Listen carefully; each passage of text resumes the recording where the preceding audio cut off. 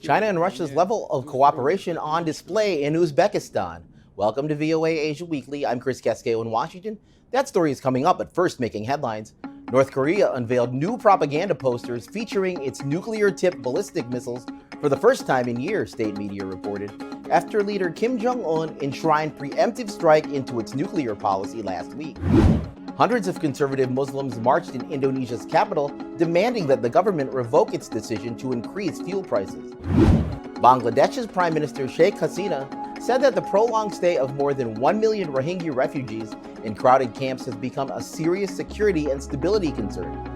She made the comments during a 3-day meeting of military officials from 24 countries in the Indo-Pacific region.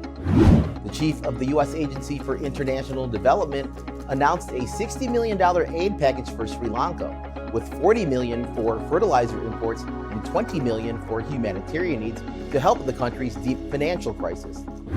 The new session of the United Nations General Assembly has opened with a warning from its new president, Hungary's Saba Karossi, that protracted global uncertainties, inflation, and conflicts are creating upheavals not seen since the Second World War.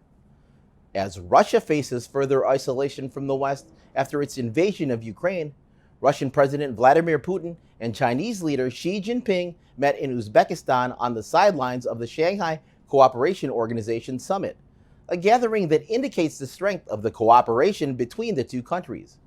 Marcus Harton narrates this report from the VOA Moscow Bureau. Russia has looked to China for relief from international sanctions and wants to strengthen its ties with Beijing. But it's an unequal relationship. Some analysts say China sees Russia as a political partner, not an economic one. What is the volume of trade between Russia and China? This is the best partner of Russia, isn't it? $143 billion. What is the volume of trade between China and the United States? And they are adversaries, but it is $700 billion. Russia may not be China's largest trading partner, but Beijing now represents Moscow's largest political partner. На сегодняшний день геополитические позиции. In terms of geopolitical affairs, Russia and China share similar views on the West and the Asia-Pacific region. В Европе, так и в Азиатско-Тихоокеанском регионе. They also have an adversarial relationship with the United States. И у Китая, и у России. Russia and China have got an important common opponent, the United States of America, whose relations with Russia are completely spoiled and are consistently deteriorating with China.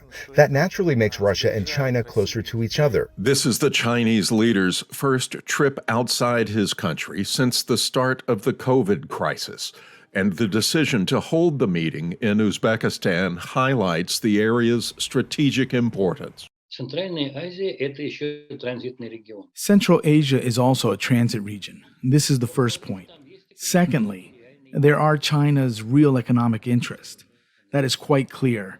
But you know, I would say that the Chinese are a sort of philosophers of politics.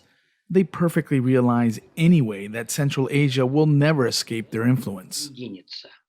With Russia isolated from the West and China striking a difficult political balance between politics and business, Moscow hopes to use the meeting between Putin and Xi to strengthen the only remaining bridge it has since its decision to attack Ukraine. For the VOA Moscow Bureau, Marcus Harton, VOA News.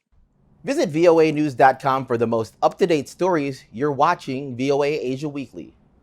Finally, a U.S. Senate committee moved forward legislation that would significantly enhance U.S. military support for Taiwan.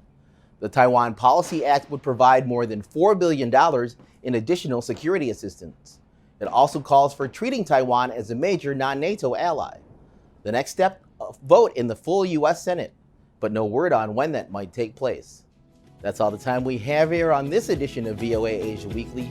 Thank you so much for joining us. I'm Chris Casquejo. Please be sure to tune in again next week.